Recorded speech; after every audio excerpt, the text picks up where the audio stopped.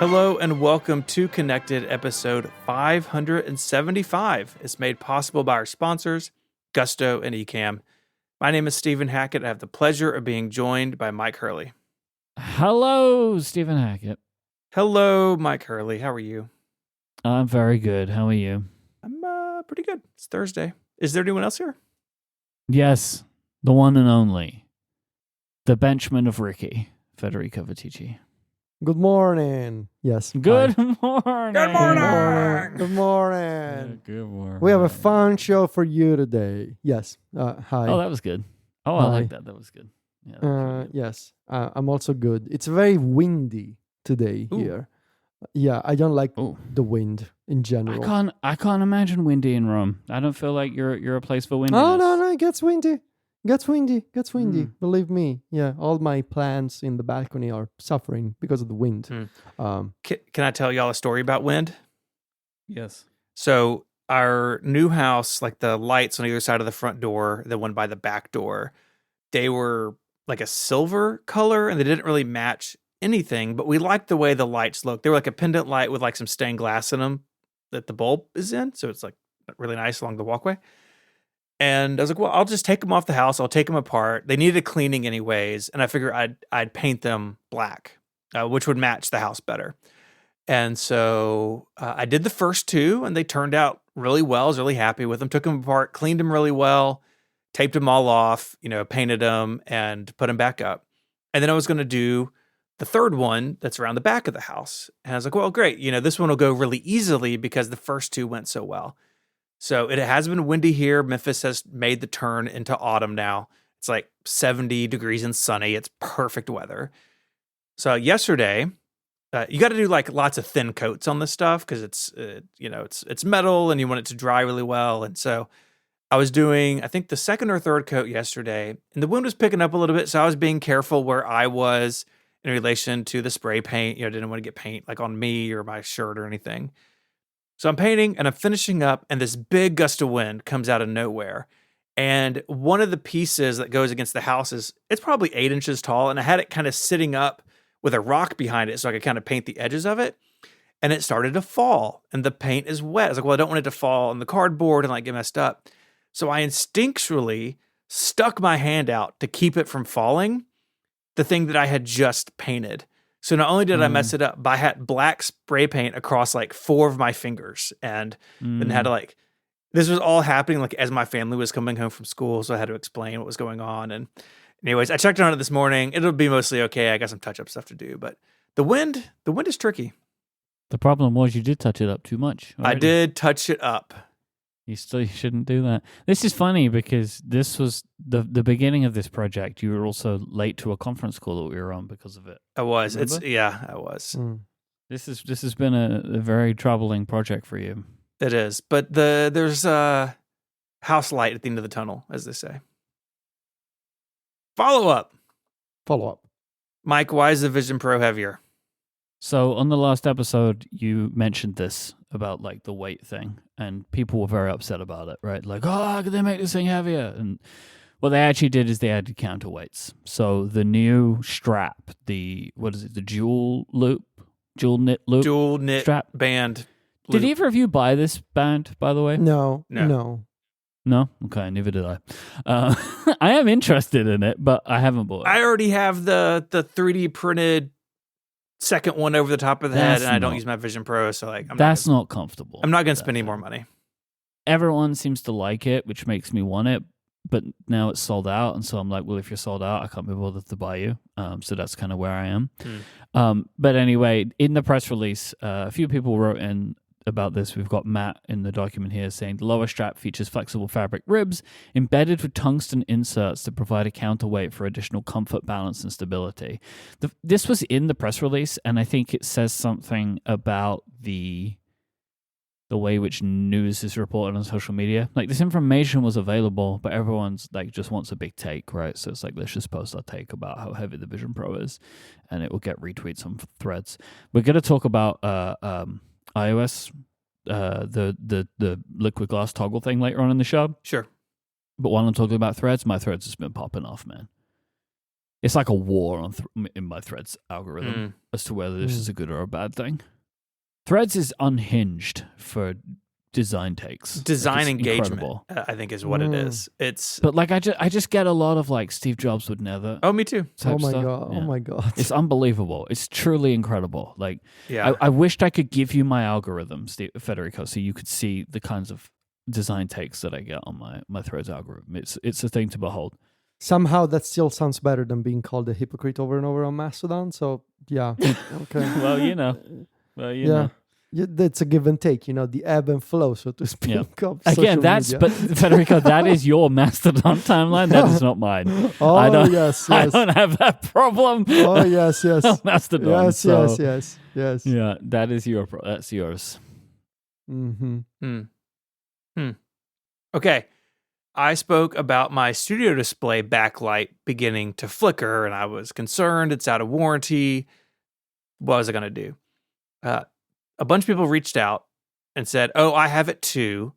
And to a person, they're all running macOS Tahoe. So I was like, okay, maybe it's a software issue with Tahoe and the studio display. But then, like 2 nights ago, I was doing something on Mary's MacBook Air. She has an M4 MacBook Air in sky blue, and it did it all of a sudden. Also running on Tahoe too? Tahoe. Mm-hmm. Okay. Now, what those two screens have in common, right? They're LCD. They're not really HDR the way the MacBook Pro is. And I don't use my MacBook Pro by itself very much. It's usually just docked, next to my studio display. But my only guess is that maybe Tahoe is trying to do something with HDR on a screen that doesn't really support it, and so it gets weird.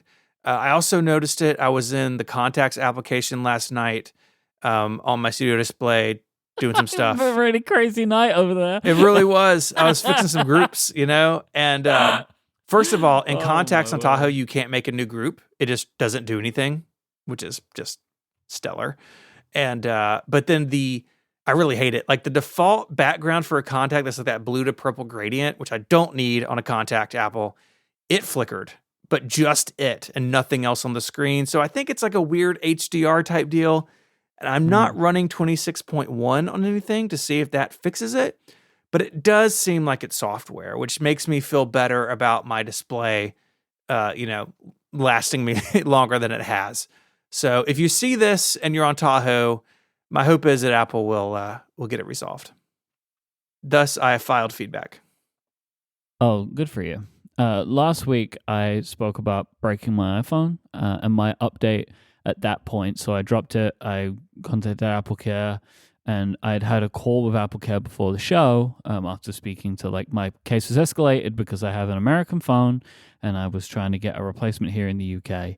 And the person on the phone took great lengths to explain to me the fact that my phone would be a UK phone and I would be losing certain features, that kind of thing, like millimeter wave, I guess. So my phone arrived a couple of days ago, and I opened it up, and it's the replacement phone process is interesting because it isn't in a box that you would recognize. They're very plain boxes. The serial number, I saw a Instagram reel about this recently. That your serial number can dictate what your device is. Steven, did you know this?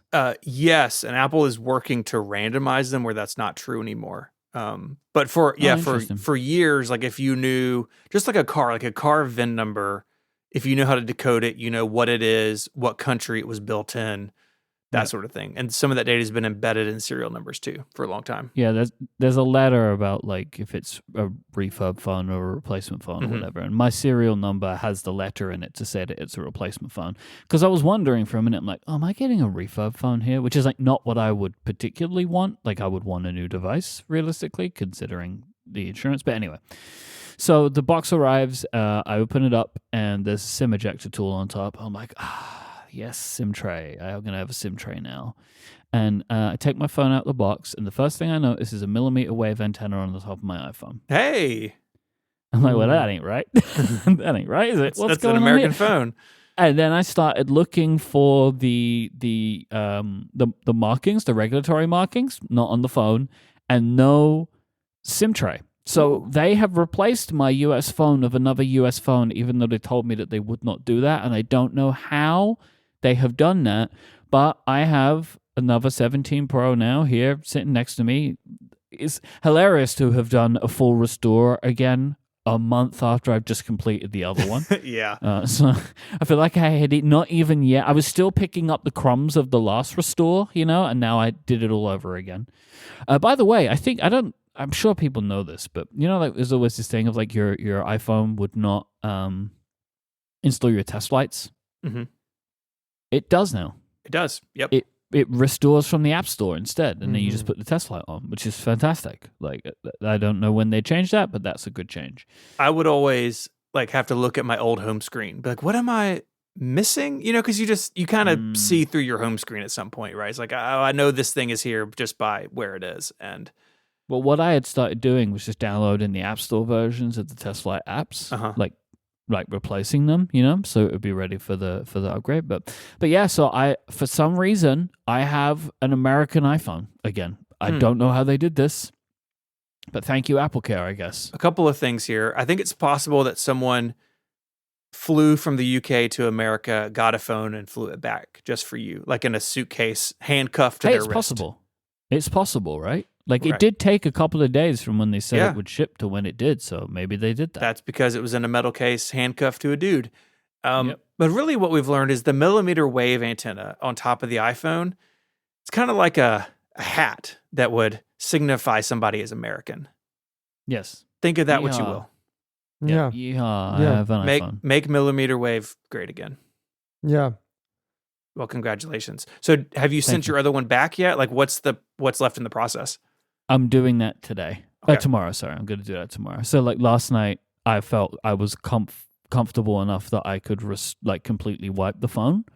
I felt like I'd done everything I needed, at least as much as I can know that I should do about the transferring from one to the other. Because some things just need your old phone, right? Like it's just easier, like banking apps and stuff. Like sometimes it's easier to, I don't know if you have this, but like I have one bank, my personal bank and my business bank, they're both easier to move your online banking if you have the old device, like it'll like generate a QR code or whatever that you can scan. So I was making sure that I had everything as set up as possible. I did somehow destroy our group thread in a way that I'm not entirely sure how it happened, but it did. I apologize to everybody for that. It just split the thread into two different threads, and it was madness. I actually think I worked it out that it was something to do with the state of my iMessage backup syncing. Mm-hmm. That like it was maybe pulling in different things over time. I don't know, but it was only splitting the thread if I was sending some stuff by the share sheet, which doesn't make any sense. But there we go. But yeah, so I've wiped the phone, put it in the box, and then tomorrow I'm gonna take it to a store, like to have it picked up by UPS or whatever. And then hopefully it gets back to them in time and then all taken care of for the low price of £79 plus the AppleCare cost. There you go. Well, I'm glad it's resolved. Did you guys see this cool new Apple Watch Ultra Band from Nomad? Yes, and ordered one immediately. Me too. Yeah. I'm very interested to see what the two of you think about it. Have I ever told you my unnecessary prejudice against Apple Watch bands? Have I ever told you about this? No. I don't trust anyone else other than Apple to make a band that will stay on the watch. This is like when you didn't trust wireless chargers. It is. I still don't. I still don't trust wireless charging. This doesn't make any sense. I mean, in theory, it's like the reason that I don't trust it is because Apple offers lugs and nobody takes them. And I know why they don't, because it's probably too expensive and everybody just engineers their own. Yeah. And I'm sure it's fine, especially Nomad. Like I know many people who have Nomad watch bands. So if you two like this one, I'm probably going to get the titanium gray one for my Apple Watch. So. Yes. So this band, it looks very clever. It is on the outside a titanium band, both in the dark and the natural titanium. But then on the inside, like where normally the lugs, or not the lugs, but I guess like the links would be metal top and bottom. But the inner links are made of their sort of Fluoromaster rubber type sports material. Yep. Got it. You got it. And 3 colors, black, orange, and then I think they call their green like Volt. It's like a bright lime green. Yeah, it looks like a kind of like a safety yellow kind of color. Yeah. So I ordered the black and orange, and I am very excited about this because I would like something a little dressier sometimes, but I don't like the metal bands I have tried. They've never stuck. And so maybe this with the rubber on the inside will be a little more tolerable to me for whatever reason. Yeah, see, I'm very interested to hear from the both of you how the combination of materials actually feels, right? Because I'm not convinced yet. And also what the clasp is like to operate. That's important to me. Like how does it feel to take it on and off? So yeah, I'm very intrigued. Very intrigued. This is the first Apple Watch band not made by Apple where I'm like, I would actually quite like that product. So yeah, I was very intrigued because of the combination of the two materials. Like it's titanium, but it's also flexible thanks to the rubber inserts in the back. So it's coming on. Let's see, Monday, Tuesday. When is it coming? It's coming on Monday. So we'll talk about it next week. It's in France. I am also intrigued about that flexibility. Yeah. Like, is it actually? Yeah. We'll flex it for you, Myke. Please. Please. You flex on me. You can flex on me. This episode of Connected is brought to you by Gusto. So you've started your business to do what you're good at, not to spend hours calculating tax withholdings. That's where Gusto comes in, to take the stress out of payroll, benefits, and HR, so you can focus on why you started your business in the first place. I heard about Gusto for the first time years ago from my accountant, and I've been using it both at Hackatonical Media, my business, and at CrossForward for years. It's really easy to use. They have experts ready to help you if you have questions. It's awesome.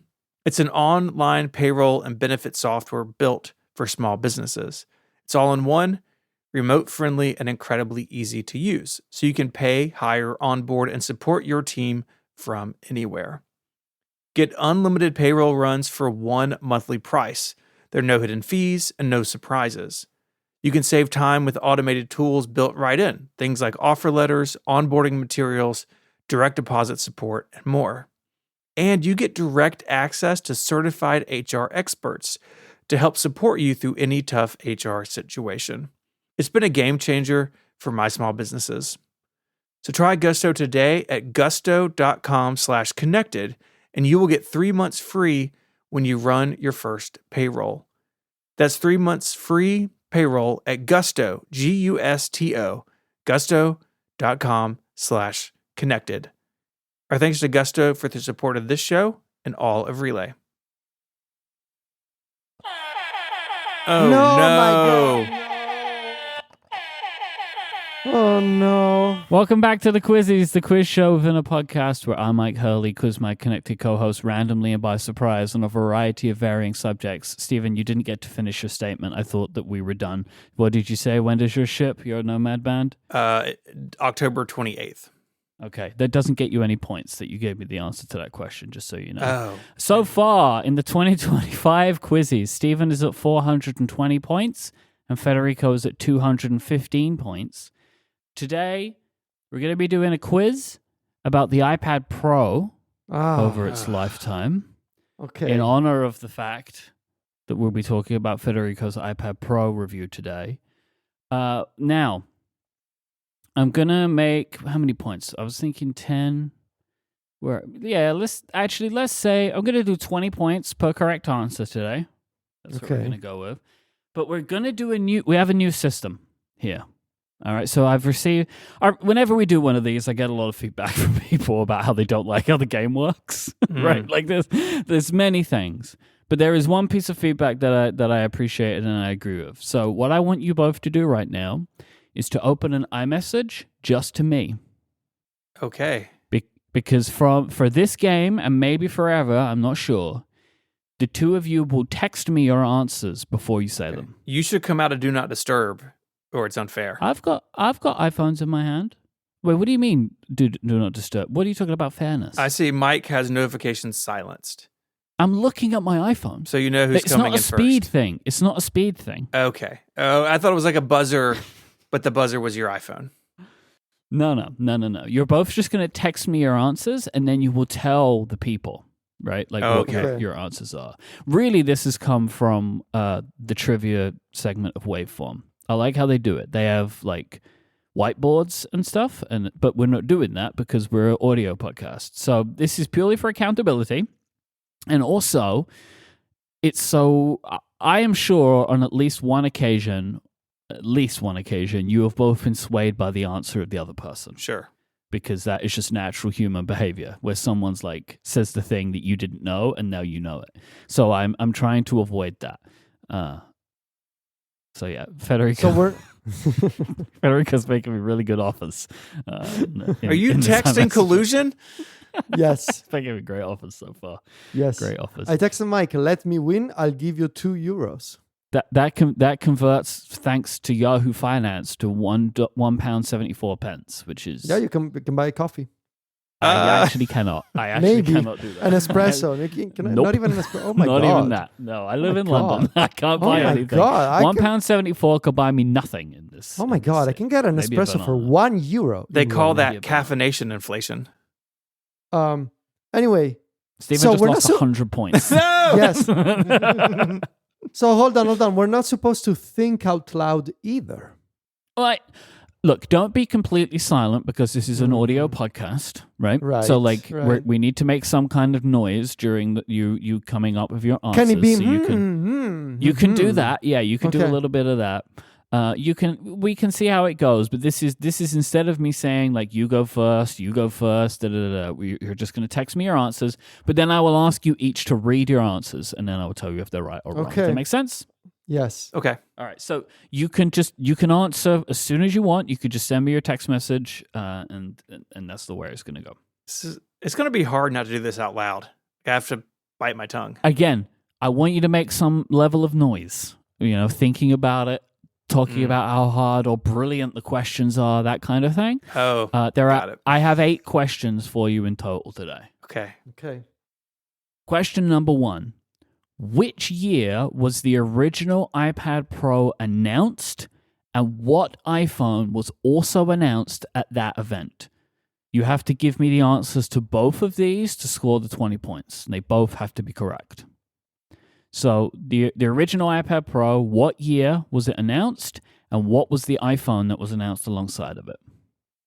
So you want us to make sound as we think? I want you to just not go completely silent. I love this. I'm looking at just my messages home screen right now, and I have 2 ... from my friends here. Now imagine how good this makes me feel that like 2 of my best friends are texting me at the same time. You know, it's just a nice feeling. Okay. All right. Yeah, I sent my answer. Mine's in. I feel pretty good about that. Okay. So, Federico, what is your answer? I said 2015 iPhone 7. Okay. Stephen? 2015 iPhone 6S and 6S Plus. Stephen takes the 20 points. I forgot about the 6S. Yep. Everybody did. Okay. Yep. Okay. Were you doing that mathematically, Federico? I just remember that the 6 was in 2014, and I thought, oh yeah, after the 6 there's a 7, but no, it was not the 7. 3D. It was the last S phone, wasn't it? No, we had the 10S. No, yeah. Was the S the first big one, or was the 6 also? The big? 6 was the first big one. Okay. There was the Myke was so right. So far, 20. Yes, I know. Yeah, 20 points. 20 points for Stephen. Okay. 3D touch. Question. Man. 3D touch. I was just talking about this the other day. I missed that so much. Like, I know we still have the thing that it does, but it's just not as good. 3D touch was fantastic. It's a shame that that's gone. Question number 2. What was the first iPad Pro to include Face ID? Ooh. You can give me model, year, or generation number. Yeah, Boy.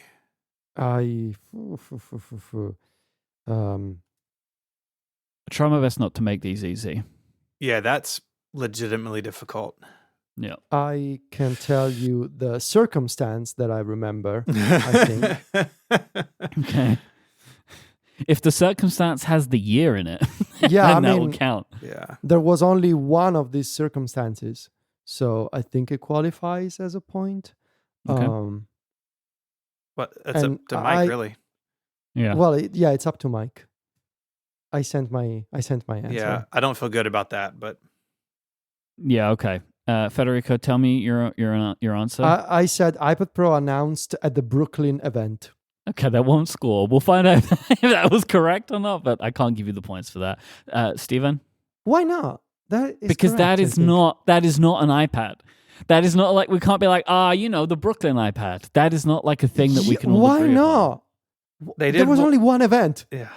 Remember that weird one they did in that Chicago school? That was strange. There was only one of those. Yeah. It was 2018. That is not how anybody thinks of... Wait, what did you just say? 2018. No, is it you talking about Chicago or Brooklyn? Brooklyn. Why don't you just give me that as your answer?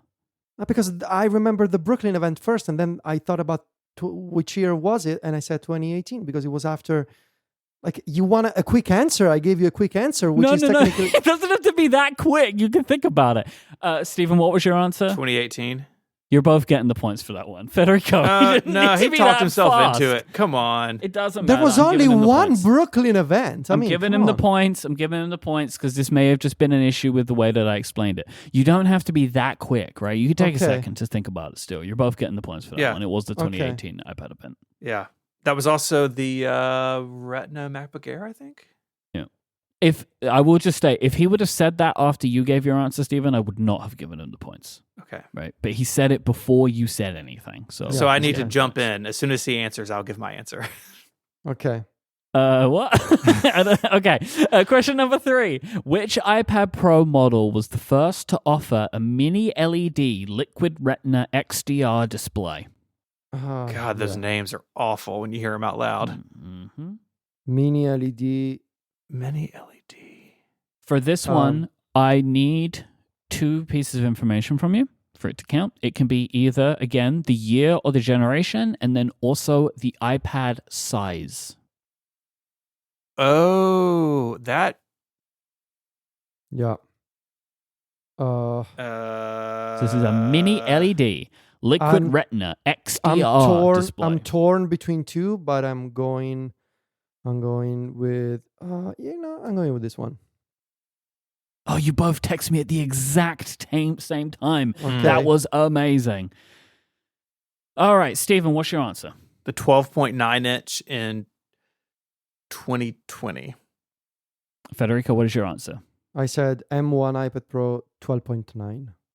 Federico is correct. What?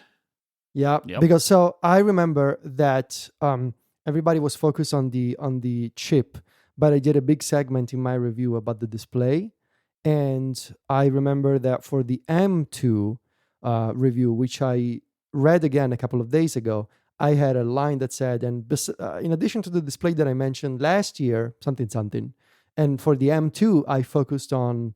Well, no, I don't want to say because in case there's a question about I this think later. you're wrong, Myke. Why do you think I'm You said wrong? How Liquid dare you? Retina XDR? Yeah. Mini LED. Yeah, with mini LED. Oh, they call. Oh, so was there a Liquid Retina XDR that wasn't mini LED? Yes. I don't know, but Yeah, you're doing too much so. Googling during the quiz. Okay, I'll stop. I think I'll stop. so. Yeah. I think so. I think the 2018 iPad, the Brooklyn one, Steven, I think it was called Liquid Retina XDR, but it was not mini LED. Got it. I think. Okay. But this is the mini LED part is the part that is the most important. Okay. I'll trust your research. All of these questions come from the 5 folks over at Wikipedia. Mm-hmm. There's a lot of good information on Wikipedia. Good website. Yeah, it's a good website. The 2020 iPad Pro with the A12Z chip had a dual camera system and a new sensor. What was the new sensor? Wow, that was fast. Okay, Federico? Can I say it? Steven sent Yeah, his? you're giving me your answer. Yeah, you've was both a- given you your answers. It was a LiDAR sensor. Yep. LiDAR. You both got 20 points. Mm-hmm. Okay, that one was easier than I thought it was. That was, yeah. I should have. You know what? I should have not included the camera part. I just said it had a new sensor. Would you? If I would have said the A12Z had a new sensor, what was it? Would you have I gotten would it? have. No. Yes. Yeah. Interesting. Because then I could see the camera bump in my mind, and it was there. Yeah, and you saw the extra spaces. I visualized my victory. Does the iPhone, is that a LiDAR? That little black circle? That's a LiDAR sensor On the still, right? Pro, yes. I don't. The Air Doesn't have LiDAR, though. No. They use that for autofocus. Like, what is that even there for now? Augmented reality. Oh, yeah, of course. How could I forget? Silly me. No. Question number 5. Which chip powered the first generation 2015 iPad Pro? Ooh, Oh, that goodness. That is Devious. This is a devious question. Now I'm counting chip generations, which is a bad idea. Good luck.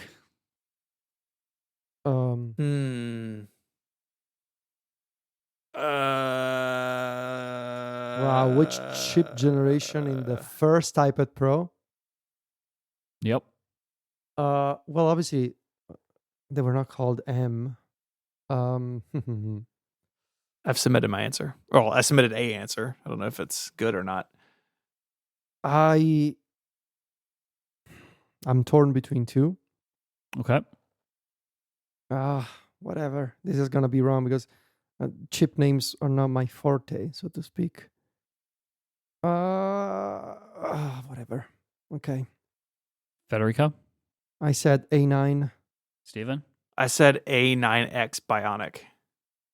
I'm going to give that to you, Steven. It was the A9X. I don't believe it had a Bionic. Come on with Okay. the X. Yep. Or GPU. I don't know if maybe the A9X was just for the iPad Pro, maybe? Probably. Yeah, okay. It was actually also in the Apple TV 4K. It says unreleased here. I don't know what that means. Oh, okay, that never happened. I totally never forgot happened. that the A9X existed. The A9X was only in the 12.9-inch iPad Pro and then the 9.7-inch iPad Pro as well. Oh, I forgot about They that both had iPad the Pro. A9X The in little it. one. Yeah. Yeah. Yeah, let me just check something here. I think that's the iPad Pro. Pro that Phil Schiller was like, we did this for PC switchers. I'm like, what PC switcher wants a 9.7-inch iPad Pro? What is surprising is that came a year later, that 9.7-inch iPad Pro. That felt like it came way later than that. A whole year? 2016. Huh.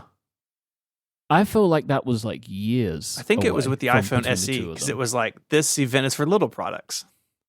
And when was the one that you had, Federico? Was that a 10-inch one that we gave that did at WWDC? 10.5. 10.5. Yeah. Okay. Again, you felt like you were really answering a question for points there. That was just me asking you a thing. Yeah, That was a good He's texting size. me The all my 10.5 answers. was great. That was great. That was a great iPad. I mean, well, it set the foundation for what we have today. Question. Oh, actually, I have 9 questions. I just didn't number one of them. Oh. So this is a secret question. This is the 6. question 8X. Oh, wait, how many questions do I have? Wait. 1, 2, 3, 4, 5, 6, 7, 8. I have 10 questions. And we've done 5. Oh. Wow. Right? I don't know. Hang on. I'm looking at my text to you. How many, 1, 2, how many 3, points 4, do I 5. get? 1, 2, 3. Wait. 1, 2. I'm a terrible quiz master. 4, 5, 6, 7, 8. We have 10 questions today. How fun. Okay. We've done Okay. We've done 5 questions. Question number 6. What was the key differentiator between the A12X and A12Z chips? Oh, jeez.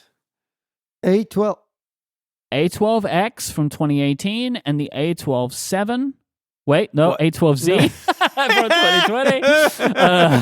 2020. So, what was the key differentiator between those two chips? Gosh. Okay, I sent my answer. Okay. Probably wrong. Yeah, I have no idea. Okay, Steven? I said one more GPU core. Federico? I said one extra GPU core. You both get the points. That's 20 points Oof. each. No way. Yep. Was that the chip that was in that weird Mac Mini? I think it was. Which one? The A12Z? The developer kit, the So A12Z. you need to stop Googling. I'm not Stop getting my Googling. hands are off the keyboard. I don't know what you're doing. My hands are upright. So If this were upgrade, you could Okay. tell. The A12X Bionic. I'm pretty sure the Z was in that Mac Mini. Yes, the GTK. Yeah, I really want one of The those. If GTK you're out in there and have 2020. one, mail it to me. Nobody should have one. Oh, Right? they're out there. I'm sure they Mhm. are, but nobody should have one. Did I tell you I bought a developer kit of the original Apple TV recently? Why did you Wow. do that? Because it was like $5 at a Goodwill. Incredible. Why was it a Goodwill? someone, I guess, was developing on it and then gave it away instead of sending it back.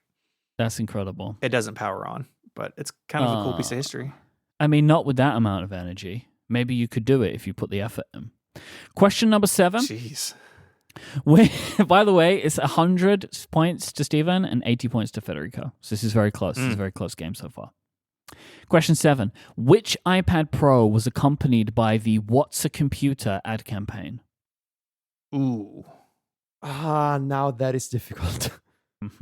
That's... Oh, boy. No, that's impossible. This is a blind guess. I remember people being very mad about that ad. I need... Sorry, so I didn't say this, so I'm going to say this. I need year or generation. Oh, what? My answer is not... The answer, Stephen, the answer you have given me means nothing. It means nothing. Yes, it does. When was that? Well, that's the answer. That's the answer to the question, is when was that? I've clarified. By the way, so in the Discord, people are guessing. Zoe has, I think, had a 100% success rate so far, which is incredible. I don't know how. Yeah. They have an incredible brain for facts. Just think yourself lucky that you're not playing against them as well as each other. Federico, I need an answer, please. Oh, I don't know. Did you send it and it's just stuck in the iMessage way? No. I'm still thinking. What's a Computer was the ad campaign. That is yes. You successfully sent the question back to me. So Steven sent his answer, right? Steven has sent his answer. Yes, this is incredible stalling, by the way. And I'm going to have to press you, so you're going to have to give me an answer now, please. You just pick a year. Pick a year. It's pretty windy out there, you know. Just give me a year. Yes, okay. That's a good point. Okay. I don't remember what came after, but that seems too far away. I'm torn between two again. Okay. I am gonna go with. Okay. I don't know. Steven, what have you got? I said the 9.7 inch in 2016. That is incorrect. Federico? I said 2017 iPad Pro. That is correct. Oh my God. Dude. Woo! Unbelievably, this was the second generation. Yes. They went so hard, so fast.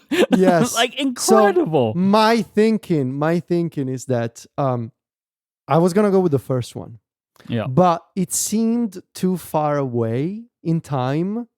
Like it's 10 years ago, right? And I don't remember. Yeah. I have this vague memory of this ad coming out like in the summer or the beginning of the fall, not in the winter. And the first iPad Pro came out in November, like before the holiday season. And it was not that time, I think. Or maybe I was wrong and just a lucky guess. This has leveled the game. There are 3 questions left. Ooh. Question number 8. Which year did the iPad Pro first gain Thunderbolt support? I'll say again, you can give me either model year or generation number. I like that you think that anyone can keep the generations. I'm going to be completely honest. I thought you would know them. Thunderbolt, yeah. Thunderbolt. Again. Thunderbolt. Thunderbolt. Torn between two. Both thunder and bolt. Yeah, it was not that. And again, Wikipedia. So good. So good for facts. It was not that. It was doing something. I'm going to guess the generation. And if I get it, do I get bonus points? No. You give me one of 2. It's the answer. Why would you get bonus points for the answer? I'm just flexing that the generation is right. I tell you what. If you guess it correctly, I'll give you 1,000 bonus points. Okay. I mean, I've already seen your answer, which is the... So, Stephen, if you're right, you get 1,000 bonus points. This is how I won the podcastathon. This is my answer. That is true. Okay. Stephen. Yes.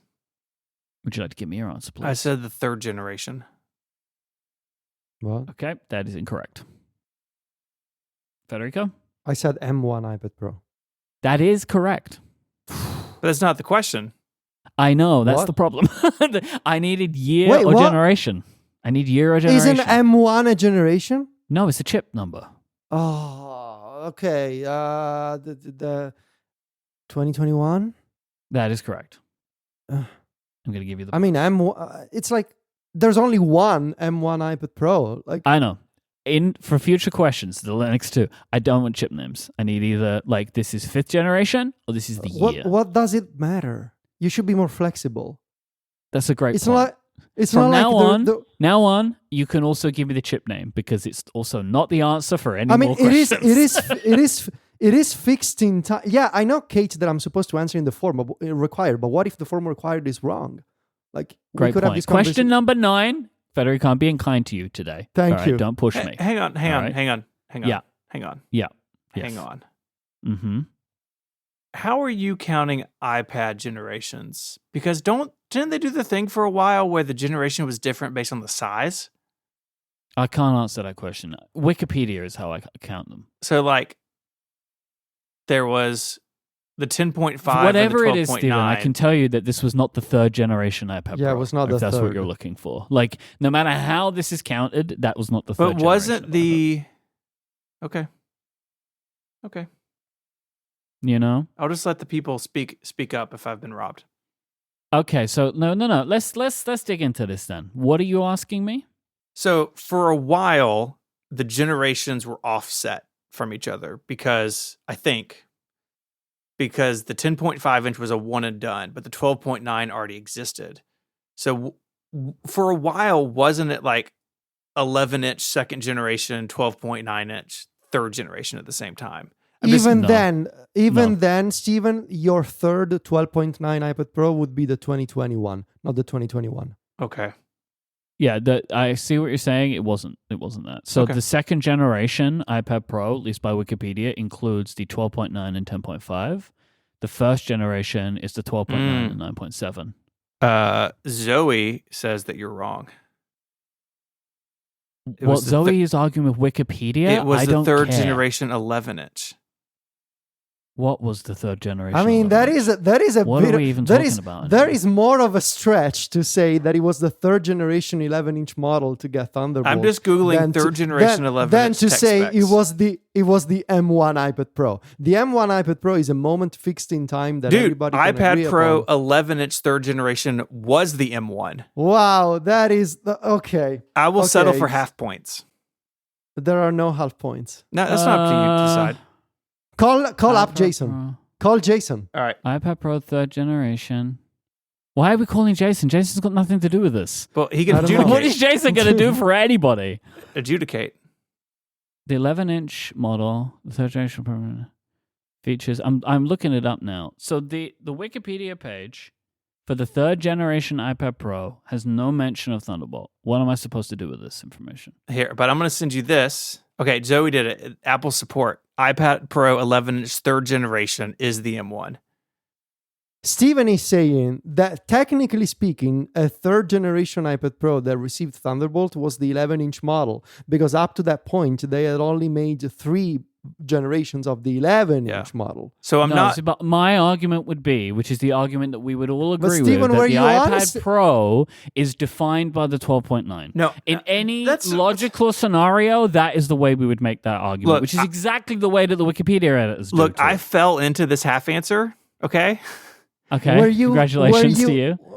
And I think I deserve some credit for being lucky. Were you No, honestly because you know thinking you're that? wrong. Right? You're just fighting it, but like you know that the spirit of the question is not the answer in which you gave. Okay. Because you Okay. did not think that Okay. the 11-inch 3rd generation iPad Pro is the one you're talking about. Okay. Did you?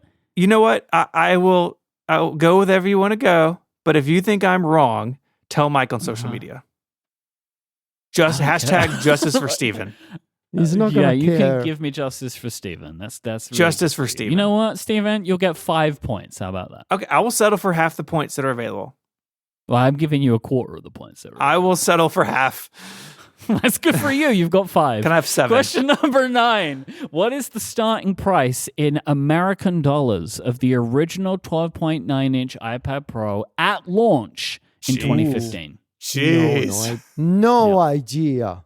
I would also just No. like to point out for all of the people currently telling me that Steven is robbed. Justice for Steven. Steven has 420 points. Blaze All it. right, let's just chill out a little bit here. How many does Federico He's have? doing fine. 215. This is not including today's totals yet. Okay. Oh, you have an answer for me. Mm, That is the hardest question you've asked, I think. yeah. Man, do you remember how huge that iPad was, y'all? Like, do you remember how Not big what it you was? think. Mhm, Yeah. It was a big boy. And we recorded an episode. I remember this distinctly. To clear the embargo, it was like 7:00 in the morning for me on a weekend. I'm just Was it? thinking that it. Mhm. Yeah, maybe. I'm just thinking that Steven has sent the answer, right? I mean, I sent Um, something. Yeah, he sent an answer. I just think it was not below $1,000. Or was it $1,000? Surely it was the most expensive iPad at that point, right? Okay, I sent my answer. I don't Whatever. feel good about it, but I don't either. Okay, Federico, what was your answer? $12.99. Stephen, what was your answer? before I say my answer, Yep. can we do closest wins? No. I said $9.99. Okay. $799. Whoa. What? Yeah. Because even if we did closest Whoa. wins, it'd be closest wins without going over. That's like the typical Price is Right rules, and you both went over. $1. That's way Wow. cheaper than I thought it was. Yeah. Huh. Yeah. This was why I wanted to include this question. I cannot believe it was $799 for the original. Isn't that iPad what Pro. the iPhone starts at now? Like the iPhone 17? Yeah. Woof. Yeah. Yeah. Times have changed. I mean, 10 years, I don't know. A lot of inflation, I guess. I don't know. Yeah. Also, I imagine they were really underpricing that thing, like at that point, because they weren't sure about it. I mean, that was the whole move with the first one, right? It was so much cheaper than people thought it would be. And I Mm. would imagine that the iPad was probably still like 400 or 500 at that point. So like going Mhm. straight to 1,000 might have been a bit much. All right, your final question for today. Your points. So you both got 0 there. Your points are currently standing at Stephen has 105 points. Federico has 120 points. Okay. Because I was robbed. Question 10. The final question. You know what, Rob? You got 5 points. You did better than the Louvre.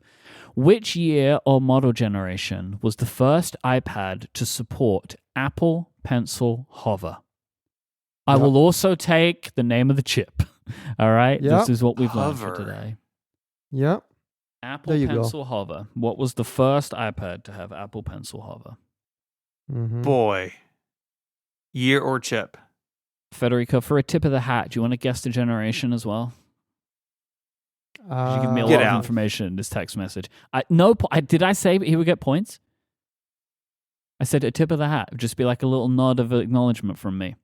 If we get both the year and the chip, do we get bonus points? No, there are no bonus points. There are no bonus points except the 5 you got. Okay. Then I'm yeah, I going to don't take know the chip generation, off. Mike. I'm going to say the I year. don't know. You could give if you just give me if one of the pieces of information you give me is correct, I will give you the answer. Okay. Then I'm going to say both in my official answer. Stephen, what is your answer? I said the 2022 with the M2. Federico, what is your answer? Same. Yep, it is the 2022 sixth Okay. generation iPad Pro. So you both get 20 points. That settles out today's game at 140 points for Federico and 125 for Steven. Federico, Mhm. you're beginning the march back towards the Yes. lead here with a total for 2025 now standing at 355 points for Federico and 545 points for Steven. So there you I'll go. chip away at it. Zoe, she went 10 for 10 in the Discord. Wow. So Zoe's the real winner. Zoe gets all of Steven's stolen points. No. So that's 15 points for Zoe. This episode of Connected is brought to you by Ecamm. If you're a Mac user who is creating video or podcasts, you need Ecamm. Ecamm Live is the all-in-one studio built exclusively for the Mac, so it looks, feels, and performs like a native pro app should on Mac OS. So whether you're live streaming, recording a podcast, or producing training videos, Ecamm gives you broadcast-level control with drag-and-drop simplicity. You can switch cameras, share your screen, queue overlays, and control audio, all without ever leaving your Mac. My favorite feature of Ecamm is just how native it is. The Mac is a really rich environment when it comes to multimedia, but a lot of third-party software doesn't take full advantage of it, and Ecamm does. It works with the tools you already have in your workflow. So you can brand your show with things like titles or graphics or lower thirds.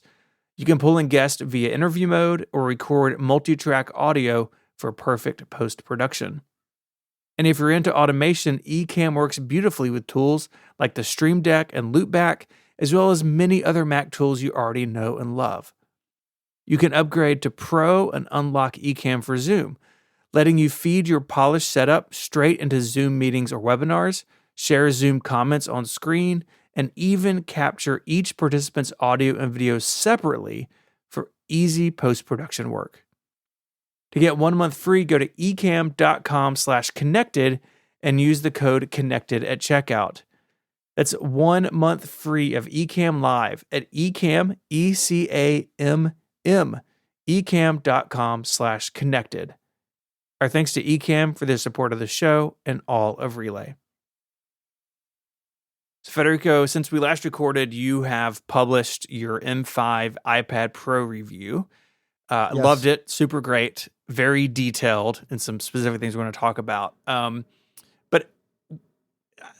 how is it? Because a lot of people seem a little underwhelmed. How is it?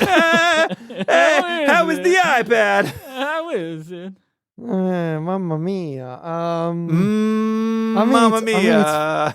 It's fine. It's a spec bump, and that we knew going into this. There are a couple of nice things like fast charging and 4K at 120 Hz for external monitors with adaptive sync. That is nice. Otherwise, you're just getting the M5 and sort of my focus for this review. Obviously, I mentioned those nice quality of life improvements at the end, but really my focus was to try and verify Apple's own claim from their newsroom post and also from separate materials that they send to the press under embargo of this 3.5x improvement for local AI tasks. And since I have been playing around with local large language models on my Mac, I figured, hey, that's interesting. That's potentially something that I can test alongside gaming. So I approached this iPad with two separate sort of angles. One for gaming, and I got some help from OTJ to install this gaming overlay on the iPad called the Metal HUD. It's a performance overlay that shows you stats for games that are running on the Metal backend.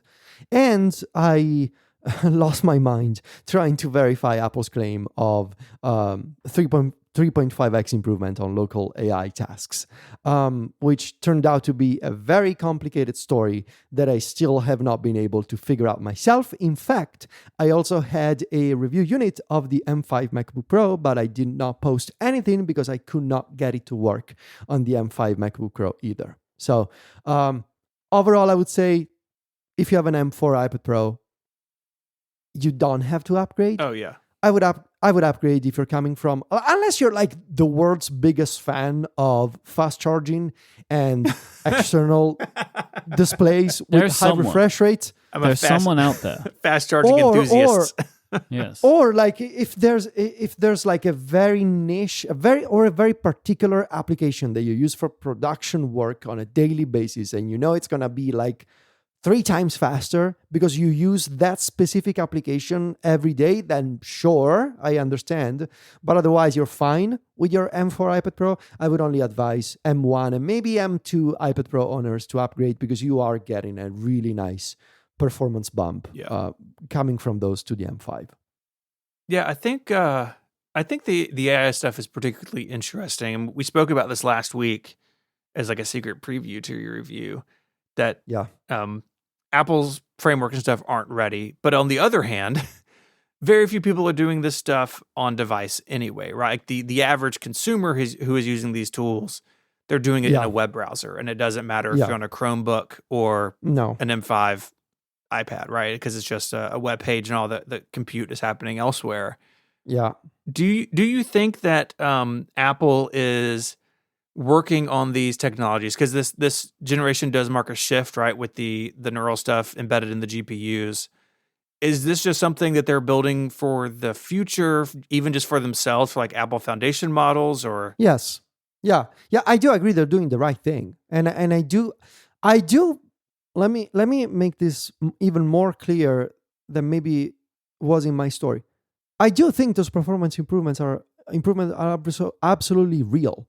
Yeah. It's just that the timing with this iPad Pro embargo was not the best one if you also wanted not to necessarily take Apple at their word, but just if you wanted to independently verify those numbers. Yeah. I just think the timing of it was not super great because it all and we can get into the technicality of it, but it was not easy for me to test their claims in practice. But I think to answer your question, Stephen, that they are primarily doing this for themselves. They are setting themselves up for future success. I do believe in a future where, and I mean, you look at the trend lines in the AI industry, very clearly we are seeing that open source models that can run on device, offline, on consumer hardware are their development and their performance is accelerating quickly.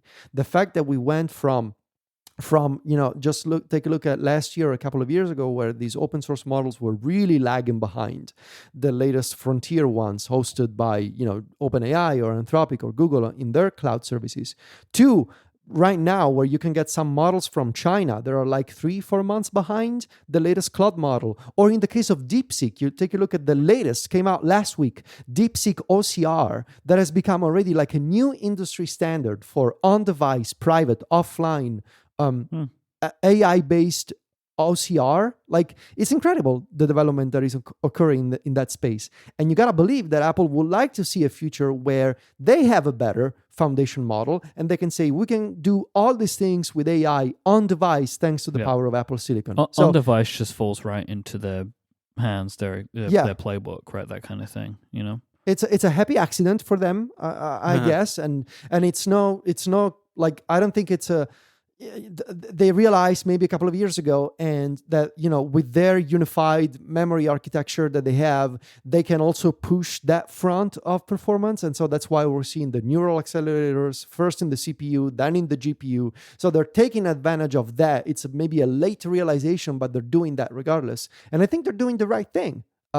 It's just that for this iPad Pro specifically, it was nearly impossible to test. Like, if you imagine the Venn diagram, right, of like people who are into AI, okay, first group. People who are into local AI, much smaller group. People who are into local AI on an iPad Pro.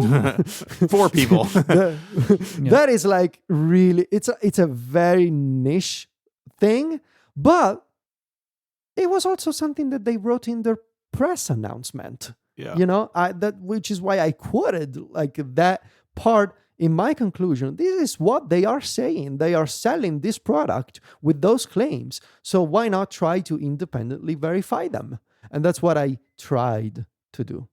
So I have a theory, like a question, and I'm not saying this is happening, and I also don't care if this is the case. I wonder if anybody ever actually benchmarked the iPad to do this, or if it is just they know the chip can do this. So like, I think that I can tell you that they benchmarked this. Okay, you're confident they did? Okay. Yes. The reason I asked that question was just because, like, obviously you can do it on the Mac, right? Like they have tools to do it on the Mac, right? Like the MLX tools that you have, and apparently there's this GitHub project out there. But I was just wondering if like they just didn't do it on the iPad because they don't have it running on the iPad, but they don't need to because they know the chip can support it. So they, in theory, could just say it. My very good guess, here's how I would put it, is that my very good guess is that they have an internal testing app for iPad that lets them do this stuff. Okay. Similar to what I built basically for this review.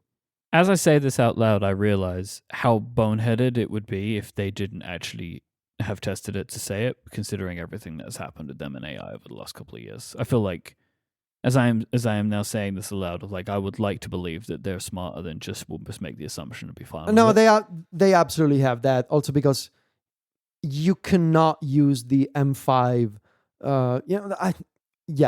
They have that on the iPad, but it's not a public thing. It's not something that, first of all, it's not something that was provided to journalists to test. And it's not obviously they don't have a consumer application to do that. They don't have a developer application for iPad to do that. They don't have a tool, I don't know, in Swift Playgrounds or something to get that up and running. It's just, I believe, an internal tool that they have. I would have liked to have something like that to instead of just saying Apple is saying that you're going to see 3.5x. Okay, what does that mean? Like, that was my approach. What does that mean? Nobody takes that for any other type of benchmarking. Every other statistic that Apple gives, people try to benchmark it, right? Like, because also, look behind the curtain here. What on earth else is there to write about? Yeah. Right, with this product. Like, we've already been through it. Like, there are a couple of changes, but it's really the things Apple spoke about in their press release was this and gaming improvements. These were the things that they spoke about. They are realistically the only changes that a user would see. And so you can do, like, and Jason's done this in the past, and where he basically just will block quote the previous review. Because the thing is, this iPad is unbelievably good because the M4 was unbelievably good. Like, it is such an incredible machine that is so well powered and is so fantastic to use just because of it, like its form factor and everything. The OLED screen is like the best screen I own of any screen I own. Like, it's just a brilliant iPad. Yeah. But there isn't much more. So it's like, well, you talk about AI and gaming, and it turns out it's not really great to talk about AI and gaming on this iPad. It's funny. It's like a 2025 version of the iPad OS is not ready for the hardware. Like, they got that fixed, right? There's window management and background tasks and all this stuff. But now, in a funny, very modern way, the hardware is outpaced the software again. There is absolutely a parallel there when you consider how, I mean, we spoke about this during the quizzes, like when they were saying, oh, this is for Windows switchers, this is a computer, this is a laptop, but they were missing some of the very basics like window management and file management. And now they're saying, oh, this is for local AI, but they are missing like so many parts of what is necessary to test local AI, even for enthusiasts who know what they're doing, right? With these things, we're downloading models from the internet and installing them and running them and prompting them and setting them up. But they are missing so much, even for those very few people who are going to do this, that it was basically an impossible task for me to try and achieve for this review. I tried anyway. I don't know how interesting it was that I did, but I mostly did it for me, as usual with these things. Like, and because I don't like to just accept blindly whatever number is thrown at me.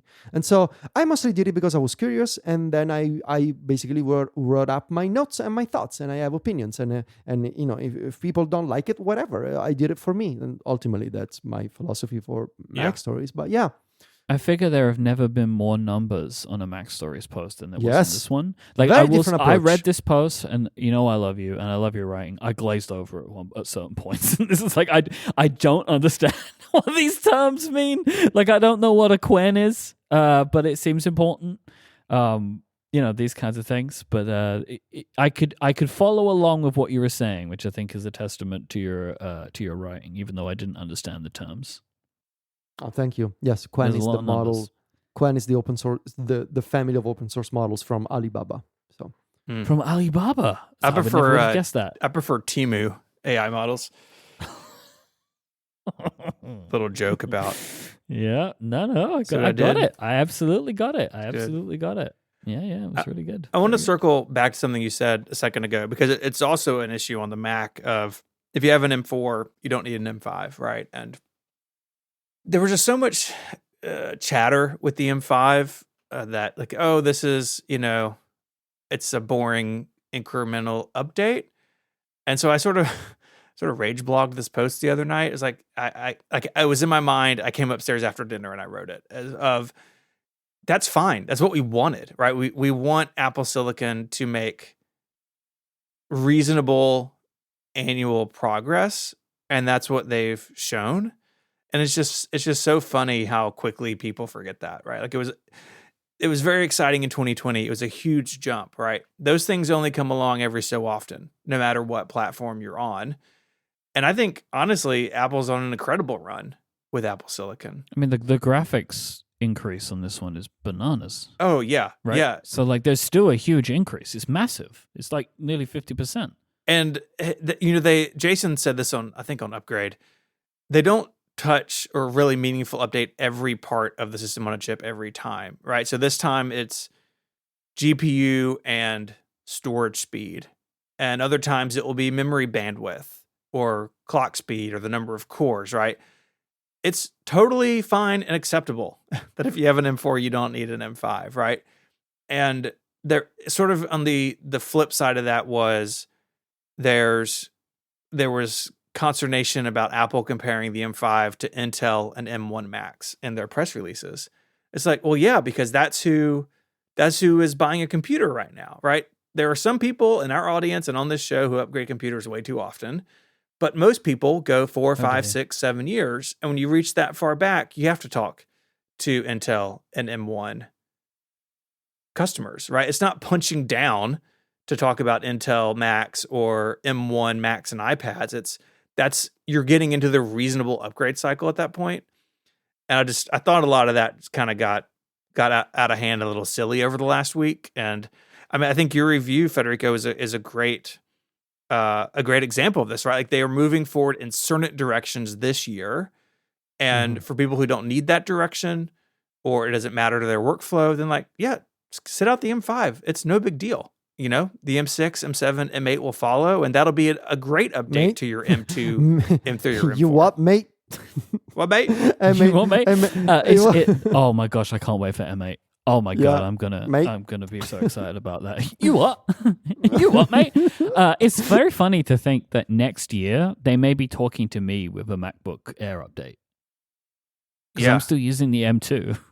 They're like, oh, I was actually talking to my wife about this last night because I text Stephen about this. I picked up her MacBook Air. She has an M1 MacBook Air. I picked it up yesterday and it was hot. It was sleeping, so it's not great. I don't know what's going on there. It was up to something, and so I was saying, like, I was kind of, she really likes the design of the M1. She could write for The Verge. She loves the teardrop shape. She doesn't want it to go away.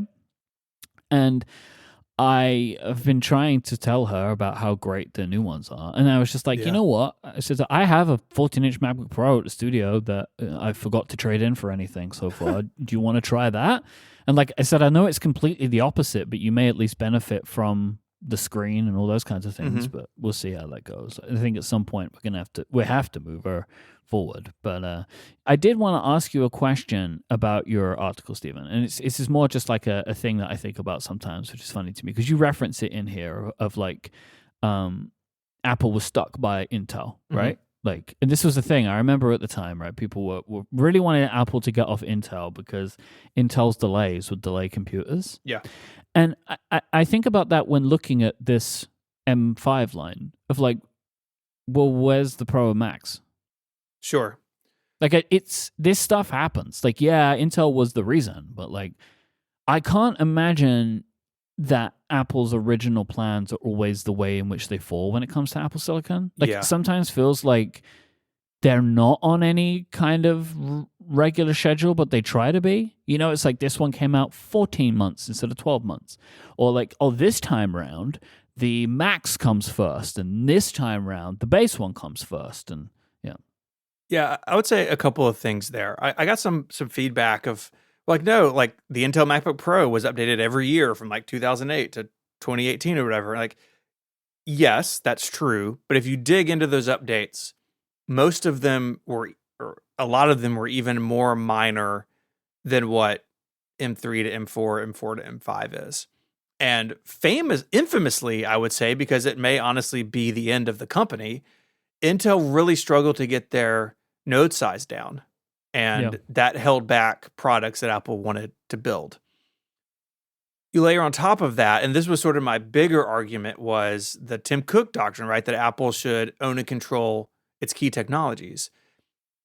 If you scroll back through the list of Intel Macs, you had a bunch of machines that had REPs or massive, widespread failures because of NVIDIA or Intel components, right? Machines that sometimes just ran too hot, right? Like I bought a 2017. So I had the 2015 Retina iMac, and I was going to update it to 2017. This was before the iMac Pro came out. And the thing was so loud, I couldn't use it as a podcaster because even basically idle, you could hear the fans. And I returned it. I stuck with my 2015 and then eventually went to the iMac Pro when that came out. There were these issues with these machines, and now they're not. But in terms of your sort of second part of your question, Apple hasn't really nailed down a pattern when it comes to releasing Apple Silicon chips.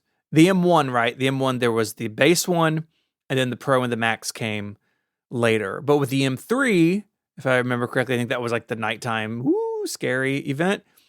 All three were at the same time. And now it's just the base one again. But the base one is in the iPad, the MacBook Pro, and the iPad.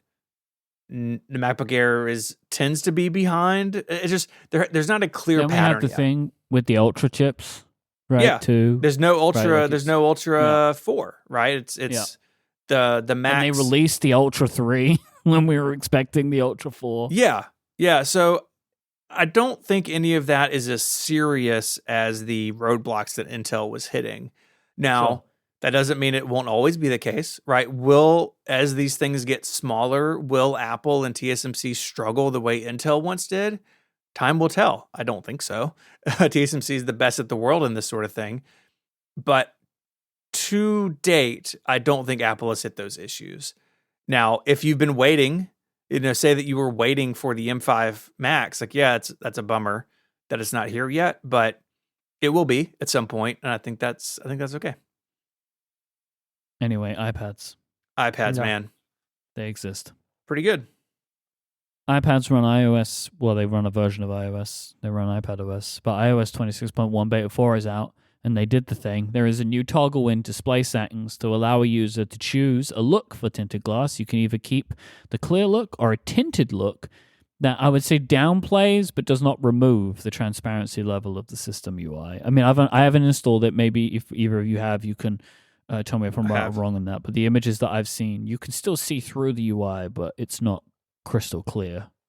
Yeah, it's just an opacity change. It's not a return to the iOS 18 material. I'm going to read this quote from Julie Clover's article on Mac Rumors. Apple says that the new toggle was added because during the beta testing period over the summer, user feedback suggested that some people would prefer to have a more opaque option for liquid glass. This is not credited anywhere. I don't know who Apple said this to. I don't know if Apple said this to Julie or whoever, but I'm just going to take that as read, that it was said to someone at some point. Sure. This is interesting that they've done it. It really reminds me of back on episode 560 of this show. We had a really good conversation about liquid glass. This was in July. And we were talking, and I kind of referenced an idea of something that I just thought of as just like, why don't you just get rid of the glass and call it liquid UI, where essentially keep the look, the feel, the animations, but don't kind of force yourself into a corner with the transparency thing. I put a link in the show notes also to _David Smith's podcast search. If you want to go back and listen to that conversation, I think that we were very prescient when we were talking about that stuff, and because this seems to be the route that they've taken, which is probably, I think, the best route they could take, which is you've kept, I think, a lot of the good about liquid glass and given people the opportunity to change the look of it if they really feel like they need to. Yeah. You keep the sort of foundation structure of, the compact elements, the morphing elements, the liquid animations. You just change the material and the tab bar, the kind of search fields, all of that stuff is really good, and I think is like a good functional change to a lot of. Well, it's good when developers use it right. Sure. Yeah, I mean, I could honestly see a whole family of liquid interfaces with different materials, whatever you want to call them. You can go a little more photorealistic. You can go more abstract. But I do think they're gonna, this this focus on small, compact UI elements that morph on screen, Apple has been on this track for a very long time. Sure. Starting with compact UI all the way back in iOS 14. Then you take a look at the dynamic island, all the things that they have done in terms of visual design and motion design. All of that stuff is going to stay, and liquid design is going to stay. The material, we can argue about the material. You can have settings, you can have different materials, but I think this style of user interface with compact elements that morph contextually based on what you're doing, that's going to stay here for a while. So I think it's as we said all the way back in July, it's a good idea. They've done it now. Good job. There's conversation around why should this be an accessibility? Why is it not an accessibility? And Stephen Aquino wrote this great piece on his blog. The link will be in the show notes about how this is not a hardcore accessibility feature. That he, as an accessibility expert, he's covered this stuff for a long time, views this as a more of a personal preference or setting. Now, that's not to say it doesn't help some people accessibility wise, but it is not a big of a change as things like reduced transparency might be. And reduced transparency is buggy. Apple have accessibility settings for people that need the accessibility to change. They shipped with those in 26. Anyway, yes, right. Like they existed already. And we talked this summer about that, about how Apple takes this stuff seriously. I think it's good to have this option, right? And I think after reading Steven's piece, I understand why it's not an accessibility. It's on the same screen as like light and dark mode are, right? And well, what it reminds me of is also what's on the same screen as is always on display. Yeah. Right, where you can have a bunch of settings for always on display, which is like an important feature of the iPhone, but you can turn it off if you want to. You can choose to make the screen black. You can blur your photo. It reminds me kind of that in a way of like, hey, do you want to just change the way a significant part of your iPhone looks and feels? Like it's in the display settings. The same as the display zoom as well. Similar, yeah. What did we say? If you go back and listen to that episode, we had a whole thing about what is the role of opinionated design at scale in 2025. Yep. And Isaac, I said it then, I'm going to say it now. I think you can still have opinionated design, but it's got to be opinionated with options. Yep. Like we live in such a society, in such a world, and so many different people from so many different backgrounds are using these devices that a single, sort of Steve Jobs coming down from the mountain with the design, that's not going to work. You got to be opinionated with options. That's the only way to do it. They are doing it now. Yep. And that's, Because I guess if you're going to be opinionated at the scale that Apple's at, everybody has an opinion, right? Yes. Everyone else has an opinion. So are you going to allow them to exert their opinion? And I think they are. The key thing for me here is, will this become part of the onboarding? Oh, yeah. Yeah. Yeah. It's not when you restart from the beta, but that doesn't mean it won't be there on new phones. I think also long term, we are going to see that display and brightness page. I don't like the way it's called. I think we will see an initiative to rebrand that page to like the customized personalization page. Yeah, something around visual, like about the I mean, design and something is probably better rather than brightness. Yes. Display and brightness. It's like, am I calibrating my TV here? No, probably. There might be some calibration in here. Could turn on motion smoothing. Let's go take a look. I expect that this probably will be, and I think what is key here is, as far as I'm aware, 26 has still not been pushed to people, right? Yeah, I don't think so. I mean, they usually wait for the 0.1 anyway. Yeah. It makes sense to me that they would put this in 26.1 before the general public have seen it, and then during the onboarding process, because there is a whole, hey, check out like iOS 26, right? They do that. Like, this is what iOS 26 looks like. I bet that at the end of that, they're like, and how do you want it to look? Yeah. Yeah. And it could open the door to even more things, right? On the home screen, you have tinting of icons, and you have that on the Mac. I actually kind of disagree with tinting as the option opposite of clear here. It's more like Because you can't change the color, can you? Like it's No, it should be called solid and clear or frosted and clear. I don't know, but frosted tinted- and gloss. Yeah, maybe. something. Maybe. Something like that. But it would be great if they had more of those sort of system wide things. Like even on the Mac, right? If you go into the appearance section, you can change like the highlight color. It's like all your controls are orange or everything is blue, separate from the dock tinting, right? That would be cool. And I don't know if that, I mean, who knows if that's coming or not, but there's so much potential here for further customization. I think that Apple would be silly to discount that. Yeah. One other thing in 26.1 Beta 4, which I'm very excited about and didn't know I wanted, is the ability. They're adding a toggle for you to turn off the swipe to get to the camera on the lock screen. I never use this feature. If I ever do it, it's by accident. So, like, I cannot wait to turn this off. Oh, actually, speaking of settings, what are you two going to... I mean, I haven't tried it yet, but what are you two going to do? You're going to be frosted or you're going to be clear? No, clear. Clear.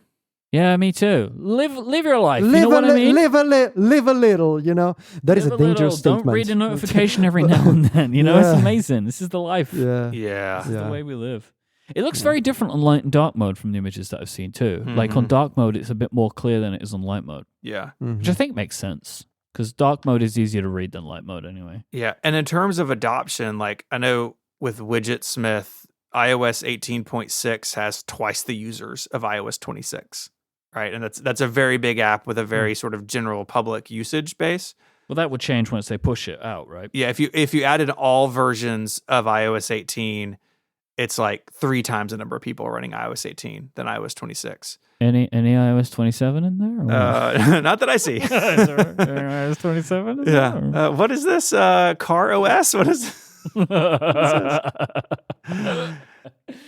this is where, unfortunately, Underscore has just canceled this podcast. So Probably. That's the end. But it is not as widespread as it could be yet. And in the past, Apple has had this developer announcement of like, oh, the new version of iOS is now at 80% usage or whatever. I think that's going to come very late this year, would be my expectation, because Apple is slow to roll it out.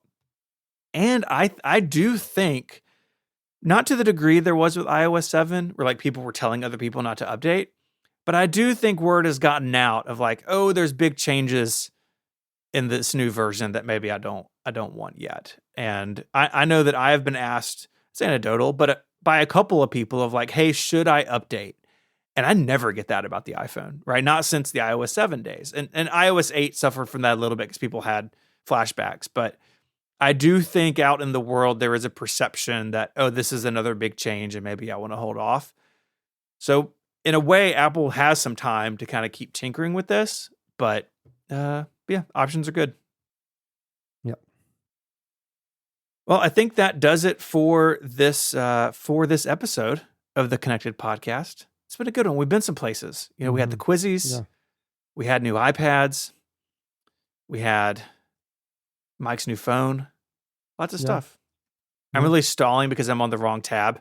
Okay. And I can't find Notion again. Okay, here we are. I'd like to thank our sponsors this week for making the show possible, Gusto and Ecamm. They're cool, and you can be cool too. So if you want to leave feedback or follow up, you can do that at connectedfeedback.com, and there's a link in the show notes.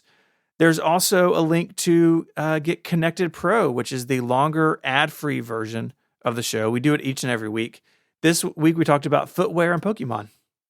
Pretty good combo. Like every week for the last 6 weeks has been some version of that conversation. So. We are now done with the XP Croc conversation, I think. I don't know if we are. I don't know. Not. We'll find out. You can never tell. Maybe they'll do Vista ones and like you see through them.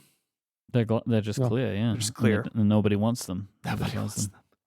They make you walk slower. Because Vista was slow. Did either one of you ever touch Vista? I mean, I'm sure I touched it, but I didn't have a PC then. I don't think. Or maybe I did. No, I don't think so. I think I moved to the Mac now. When was Vista? What year? I'd have to look. 2009? 8? 7? 8? Yeah, okay. Okay. And when was the first Intel iMac? These are my two important 06. pieces of information. All right, so yeah, I moved to the Mac. Okay. When Vista came I out. used Vista a lot. At the time I was working at the Salvation Army, and Vista was on all of our new machines, and it was terrible to support. Truly awful. I know I have used it, but it wasn't my own computer. Okay. Well, now we've talked about Windows Vista, so that's good. If you want to find more of us, you can find Myke on a bunch of shows here at Relay. You can check his workout at Cortex Brand. I like Vortex, actually. Vortex. I might go buy that domain. Vortex. That's talking about military workflows. You have new subtle stuff out. Yes, we have the subtle line is out for the year, the subtle range as it is now. I'm very excited about the quarter zip pullover that we have. It's like a very official feeling thing. It makes me feel like a dad, but it also could maybe work for you in your workplace. But we have t-shirts and sweaters and hoodies as we always do over at cortexbrand.com. Awesome. You can find Federico at macstories.net. Go check out his iPad Pro review if you haven't read it. It's in the show notes. You can find my writing at 512pixels.net, and I co-host Mac Power Users here on Relay each and every Sunday. I'd like to thank you for listening, and until next time, y'all, say goodbye. Arrivederci. Cheerio. Bye, y'all.